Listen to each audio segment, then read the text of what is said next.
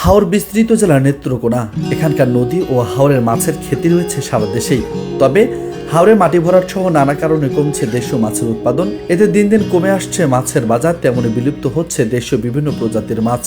স্থানীয়রা বলছেন, হাওরে যেন এখন দেশীয় মাছ সোনার হরিণ। জেলার খলিয়াজুড়ি উপজেলার রসুলপুর গ্রামের জেলে কৃষ্ণচন্দ্র বর্মন ধনু নদীতে মাছ ধরতে সঙ্গীদের নিয়ে পাড়ে বসেই তৈরি করছেন জাল। জীবনে পুরোটা সময় কেটেছে মাছ ধরায়। আগে 9 মাস হাওরে মাছ শিকার করত এবং সেই শিকারের টাকা দিয়ে চলত সংসার। কিন্তু সময়ের সাথে হাওরে কমেছে পানি, ফলে অনিশ্চয়তায় দিন কাটছে তার। জীবিকার টানে কেউ কেউ পেশা বদলেছেন। জেলেদের দাবি, নিষিদ্ধ জালে পোনা মাছ নিধনে বাধাগ্রস্ত হচ্ছে মাছের উৎপাদন। এছাড়া শুকনো মৌসুমে হাওরের একমাত্র ফসল বোরো আবাদে মাত্রা অতিরিক্ত কীটনাশক প্রয়োগ ও বর্ষায় অসাধু ব্যবসায়ীদের গ্যাস ট্যাবলেট প্রয়োগে কমেছে মাছ, প্রভাব পড়ছে হাওরের পরিবেশেও।